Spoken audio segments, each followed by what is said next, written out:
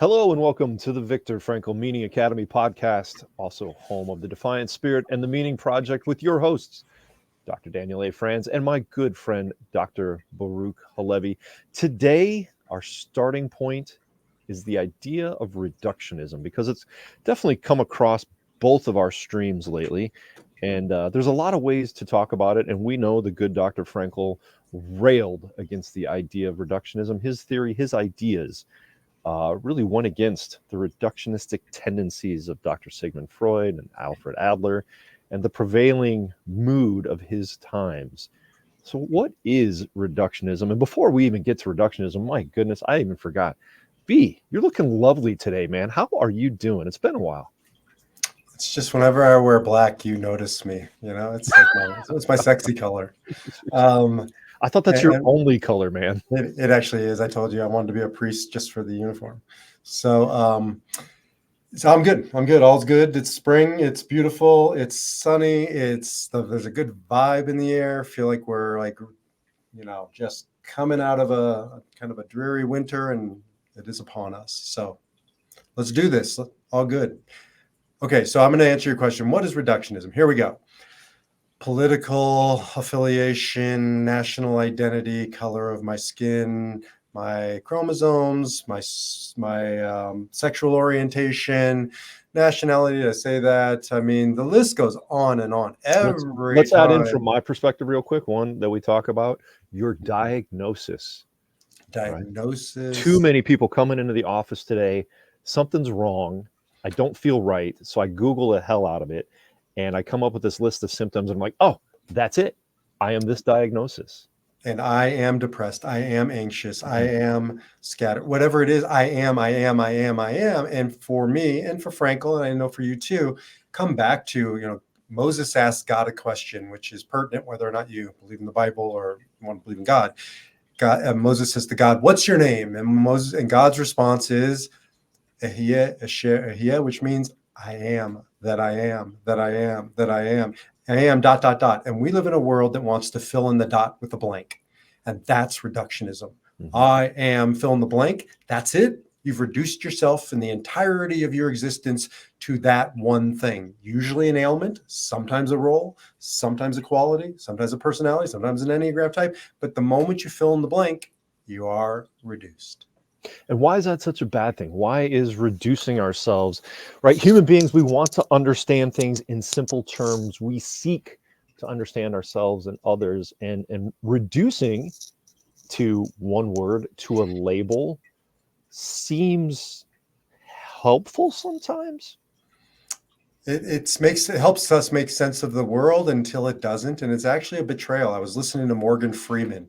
Somebody asked him, what's it like to be a black man or something? He's like, I don't know. It's the melanin in my skin. I'm sick and tired of talking about it. I'm a man. I'm a human being. Let's talk about that, right? And I can feel that, like, in me, like I am a Jew, right? Or I am an Israeli, or I'm an American. It's like these either or binary scenarios that I feel it's hard to, it's like, like Chief Justice Potter said about pornography, it's hard to define, but you know it when you see it. You know it when you've been reduced. Mm-hmm. And I just realized why that you love that statement, and it comes up so frequently in our conversations, because I finally caught by chance the clip where Ted Lasso himself actually states that. I'm like, oh, that's why B doesn't pay attention to laws in Congress or pornography. Ted Lasso said it, so you just keep bringing it up. Not laws in Congress, anyways. But okay. Well, not laws, yeah, right. So.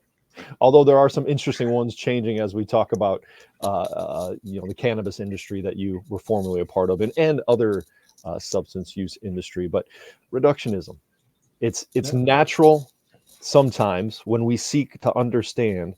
But I remember early on, middle school, something like that, talking about stereotypes and stereotyping and why it's dangerous and why we shouldn't do it. Malcolm Gladwell's famous book, Blink. It is in our nature, it's in our habit to make an assessment of somebody within the first, I believe it's 7 seconds of experiencing them. But it's wrong, right? It's not healthy for us to reduce somebody, to think we know and understand somebody else or ourselves just based on a label. When I talk, going back to the idea of people The internet is a wonderful, powerful, and horribly dangerous thing, right? We have all of this information, the combined information of human history past several thousand years at our fingertips. And so when we think there's something going on with us, when we think we have an ailment, we seek to understand. We talk about Dr. Google, right? Dr. WebMD. You get on there, you find you can match what you're not feeling right about with any symptom on it. And then you have this label. You've thereby reduced yourself and think you understand when, in my experience, I believe in our experience, B, you're not that diagnosis. We are facing a time of such existential angst that we need to address that, not a label, not a diagnosis, not depression, anxiety, PTSD, ADHD, and all those other letters. We need to address the true facts of these existential issues we're facing. And like there was a, I don't know, story about a farmer who did an experiment, and he grew pumpkins, and he put different size containers on each pumpkin as they were little, and they each grew to the square container, the triangle container, the octagon container, the small container, the big container. And that's, to me, the problem is we start creating these invisible. It was Dan Millman who said most of us are living in prisons of invisible bars. Mm. Right? And we've imprisoned ourselves. And don't give me, your BS. I didn't say the word, so now you don't have to get explicit on the YouTube.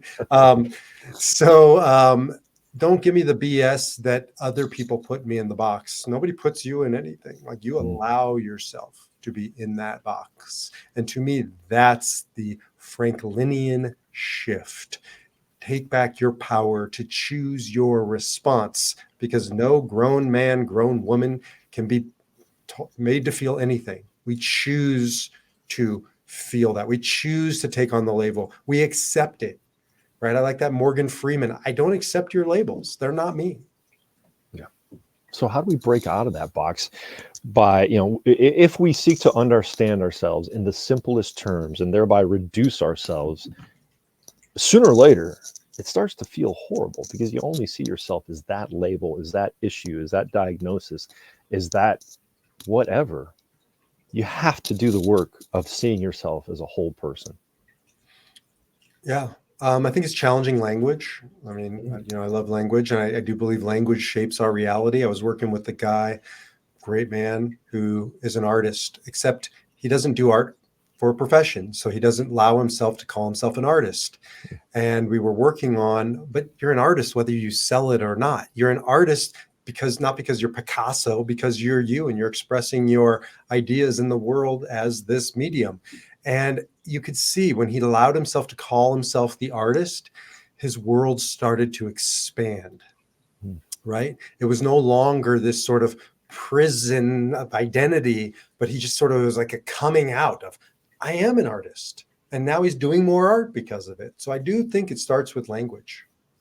I love that idea. It starts with language. And I think in our times, we have such reductionistic language, especially sadly among our young people. It seems in their desire to understand themselves, right? Adolescence, young adulthood is such a tumultuous time, hormones and issues and peer pressure and social strata and all this, that you naturally feel off and you want to understand why. So you have to find a label. And the labels that young people are finding to identify themselves today are very limiting. All of a sudden, we have octagon pumpkins in our high school because they only grow to fit that box.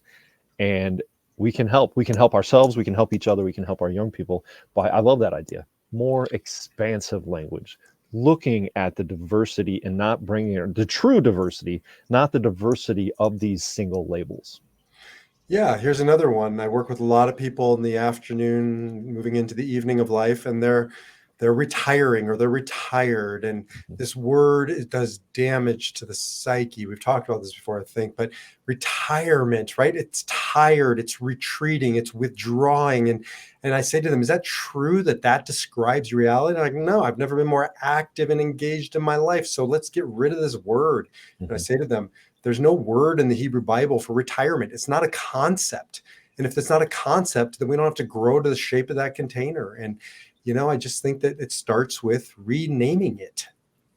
That's a really interesting idea. And I would assume it's only since the Industrial Revolution of 100 or so years ago that we have this idea of retirement.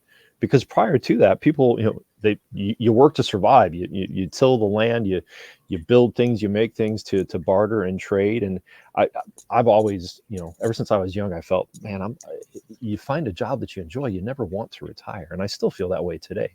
And we live in this time of opportunity where we can work from various places. You and I can, different people can, different professions can. That why wouldn't you keep doing that? Especially if you're helping people, if you're transcending yourself, if you're reaching out and doing amazing things. Now, certain people, well, I don't even know.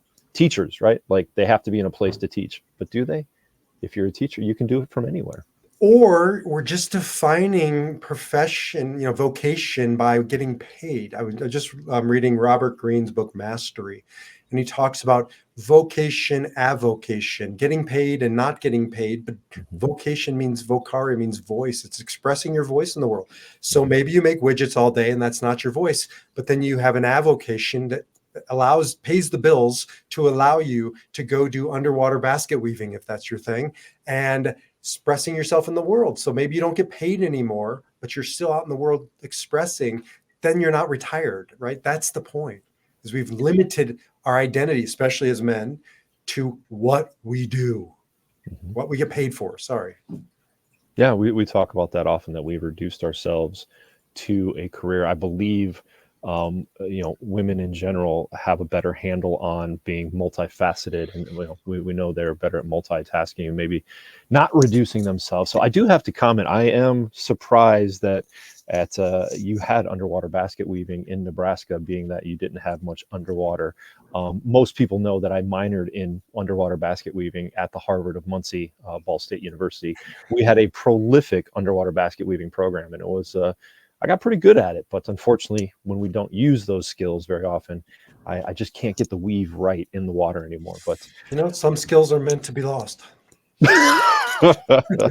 I have decided to abuse the people around me, their ears and their sense of good taste, by strumming on a guitar instead of underwater basket weaving. But it is pretty horrific, but it grows. I mean, that is a skill worth having. I think that also, we joke about this, but in all seriousness, right? Continuing throughout life to study and develop skills. I spoke to a young man yesterday, wonderful gentleman, who seemed aimless, right? Decent job, enjoyed it, but feels like, man, there's more to life. And we all have this feeling from time to time in life, with those existential dynamics of recognizing, here's where I am, but man, I feel called to something more.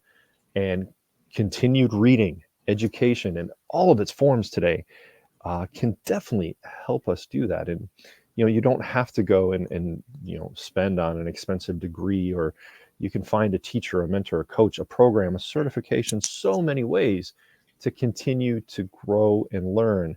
And I feel that you're missing out on life if you're not finding ways to do that, to develop your underwater basket weaving or your horrible guitar skills.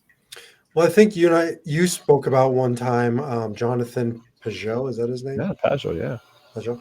And he has this great little series on the end of the world. I forgot what he called it, but there's always ends of worlds. It doesn't mean that we won't be here tomorrow. It means there's an end of the world as we know it, and I feel fine. Name that too. REM, baby, good stuff. There you go. So, and you can see it in our society, and I don't think it's a bad thing. Like universities, we're coming to the end of a run, I think, where the university is this thing that we do, and people are starting to say, well, what's the value of it? Get out of it. It's not teaching me the skills I need for the marketplace, or it's not worth the amount that now they're charging and the return on the investment. And people are starting to chafe against the edges of this box, right? This thing around the pumpkin, and we're growing to the size of the pumpkin, as opposed to shattering it and say, what do we want to grow into? And maybe it doesn't entail the university. Yeah, I love a good smashing pumpkin or shattering pumpkins, as you said it. But you're right. In our times, many kids today are asking, what is the value of a university education, when I can go online and watch less hours of YouTube and have less pressure of writing papers about it to understand the same things I'm getting in university. The difference is the university gives you a piece of paper that some jobs value and say, okay, we'll hire you because you spent 4 or 5 years, or in my case, 9 or 10 years at university to get those pieces of paper. The landscape's changing, and young people today are refusing to be reduced to that label of I went to such and such university and have that piece of paper. However, I think, I don't know if it's a political situation or economic situation. We know that we're facing some pretty frustrating unemployment amongst, the 20s and 30s year olds. And even I've recognized some 40 and 50-year-olds who are struggling to fit into the current job landscape. Well, I've been working with a young man who didn't go to college, but he studied computer programming. Hmm. I don't know if it was formally or informally. He's good. He has no shortage of job opportunities, right? None. He can get any job he wants anywhere. There's a shortage of him out in the world. Now he's 25. He's got some skills, whatever. He didn't go to college. I know people who've gone to college, have these master's degrees in whatever it is, and they're, struggling with unemployment. So that's the end of the world as we know it, because we're training for something that doesn't exist. There will always be structured programming education for certain things, like becoming a doctor. But most of the people I work with and know are entrepreneurs, and school was one big fat waste of time. Mm-hmm. They would have been better served to get out in the world, find a mentor as an entrepreneur, learn the skills, maybe take a math class or, whatever they needed. But does that entail getting $500,000 into debt at Harvard for a degree they're not using? Right. Yeah. MBAs and underwater basket weaving masters, two of the most prolific and unused master's programs in our times right now. I do see it, unfortunately, as the economy changes lately, a lot of MBAs out of jobs. Seth Godin, I love his writing, offers so many different ways to be trained and educated in marketing and business rather than spending that 500 or, I know the University of Notre Dame near me, wonderful university, love that place, but $250,000 for a 2-year program just seems unbelievable. And many people will tell you it's not necessarily the education, but it's the who you get to meet, the people you connect with there. Well, again, the power of the internet allows us to connect with so many different people in so many different ways. Well, coming back to labels or boxes, then you have the infrastructure and the people in it who defend the box. We're going to hear from tenured professors who think that we're doing a disservice to academia, but with all due respect, they're part of the problem because they're the swamp. They're entrenched in the system. They're there to protect the box. Mm-hmm. And whether it's academia, whether it's politics, whether it's sports, you name it, right? The box is protected by a certain group of people. And there's always this sort of revolution that happens inside boxes. Well, I think that goes to our initial point. There will always be people out there who seek to reduce you because it either empowers them or helps them make their money or whatever it might be. Or maybe they're just mean and nasty people that want to see you reduced. So what can you do about it? If you're living in that land of unemployment or diagnosis or just struggling, feeling less than, feeling reduced, we talked about some ways to improve that. Get out there and learn, grow, do something different. Take that underwater basket weaving class. In all seriousness, what are some of the classes out there? What are some of the ways people are growing and learning in your experience, B? I know, it's not always about going back to university. For some people, there's so many, older adults go to online school now. They can learn a whole different set of skills.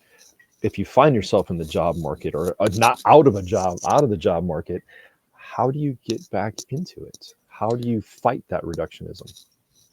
For me, it's as simple as starting with looking at our language. So I have clients do an exercise. I am ... And you got to fill in every single descriptor role, a piece of your identity onto a piece of paper.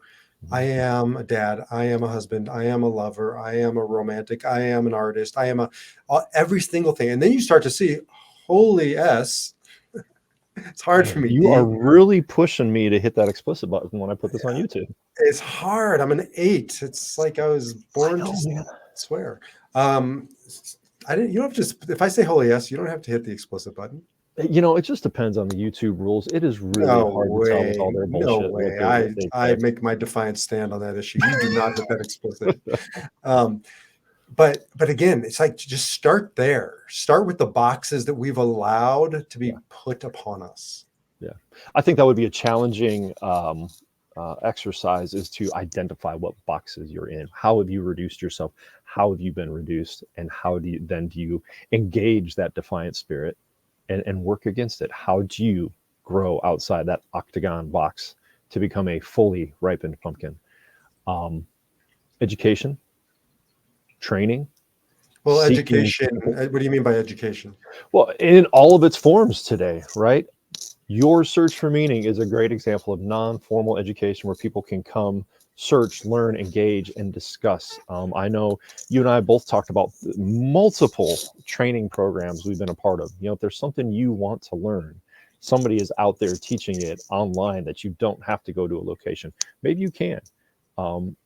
As I was saying, the other benefit of formal education, of going to a university, is the people you connect with. Well, we have so many ways to connect today. You can find like-minded people online, to as you and I did, to continue to have conversations, and then to make different introductions and meetings and engagements and things like that. There is no, I guess, again, with the power of the internet and the society we live in, the positive parts of it, there's no reason to allow yourself to be reduced today.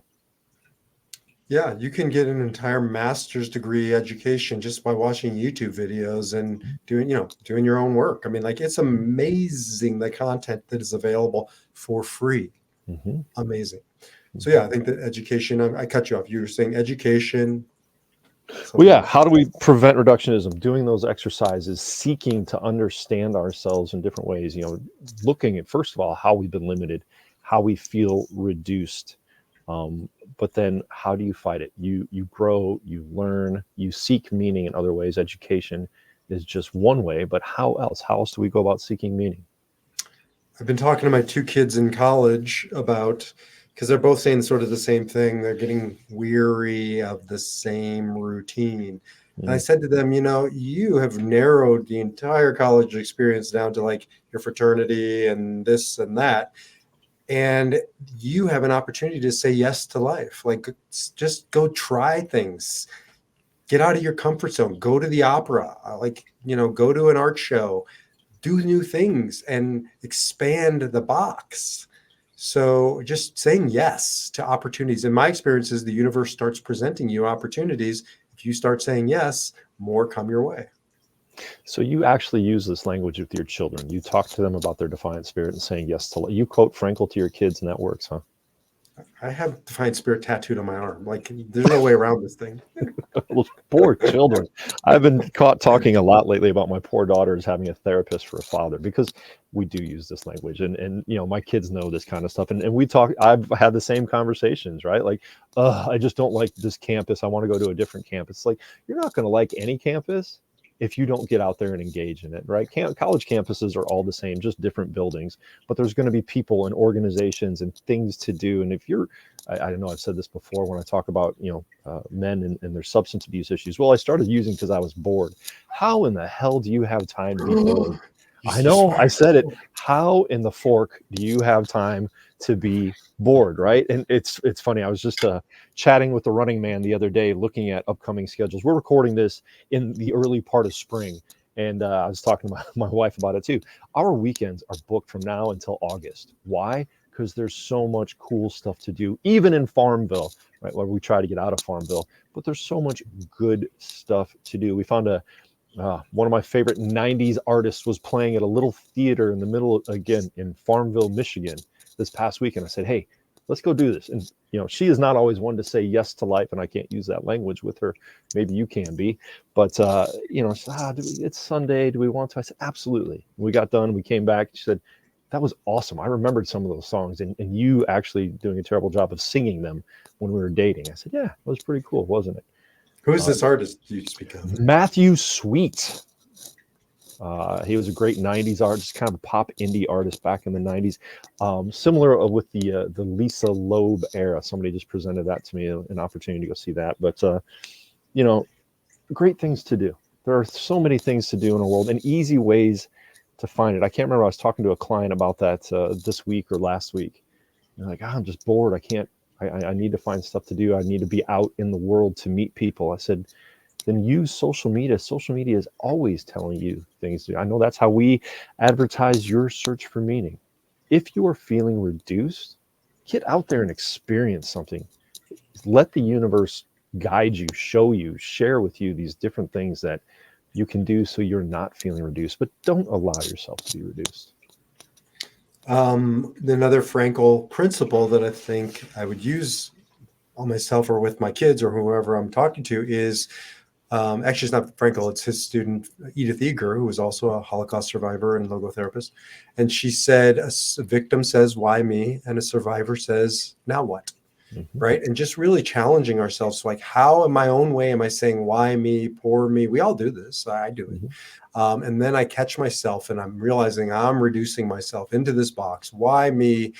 Do I have, no matter what I eat, I seem to be getting fatter. I just am. I don't know what to say. I'm getting the spare tire midlife. And now I say, now what? Well, now maybe I need to mix it up and stop doing my same routine and, take up rowing or go biking or challenge myself. And now it's like no longer, I'm middle age and I'm getting older and it's hard to blah, blah, blah. I'm not fetching, as we say in Yiddish. I'm now using it as an opportunity to break through the box. Absolutely. And folks, now we know why B wears black all the time, because he is afraid of that middle-aged belly. So we know It's black is slimming. very slimming on you, buddy. Absolutely. I usually wear stripes too, but yes. Okay. Yeah, well, we do need to get you in a cardigan here at some point. But yeah, to your point, right? If you're struggling, it's really interesting to hear you say that. I don't know what it was about this week or yesterday. I left the office, I got in the car, and I just felt like this overwhelming sense of sadness, depression. I don't know what it was. All the way home, I'm just like, man, I can't shake it. Am I reducing myself? Do I feel reduced? Am I just taking on the weight of too much of my clients? I couldn't figure it out. And I got home and Michelle says, what's going on with you? I said, I don't know. She said, how can I help? And still, I don't know. So what did I do? I said, you know what? I'm just going to go for a walk out in the yard. I'm going to go just kind of be in the trees, be in nature. And man, I'll tell you what, it's amazing how that cured everything. And we know, science will tell you, being in nature can be so restorative. But we have to be intentional about it. Going back to, if you're feeling reduced, don't be a victim of that. Say, now what? What can I do? And even regardless of your age, no matter how old you are, you have the opportunity to go out and grow and learn and do something different and use that defiant spirit to fight that reductionism. Amen, brother. I think that's a good set of tools to send our listeners off into the world to break free from the invisible bars that we all put up around us, grow to the size of our container. And every once in a while, we need to check in and look at those and say, how do I want them? Sometimes the box, sometimes I want the box. Like, I like some of my boxes, but do I choose to have the box, or am I, stuck in the box? Do not be that octagon pumpkin. Smash that pumpkin, get out there and grow and do amazing things. And if you need help with that, B and I are here to help. And so is Dr. Elise Cortez, our partner in the Viktor Frankl Meaning Academy, and a whole group of people that are they're digging what we're laying down, brother. That's your search for meaning. Slow to grow. And look, I say that intentionally, right? It is growing slowly. If you have any interest, get in it now, because you get our time a couple times a month in our social platform. And we are continuing to build content. So you can check that out at themeaningacademy.com. Look at your search for meaning. You can find out more about B&I there and Dr. Elise and everything else we have going on. So one more reason not to allow yourself to be reduced, not to feel that existential dread of the middle age belly or whatever B was describing there. But get out there and use these opportunities. And as always, B, what do we say at the Viktor Frankl Meaning Academy? Get out there and live your life. with Even meaning. if your belly is growing like mine, you can still live with meaning and purpose and resilience. Amen. Take care, everybody. Take care.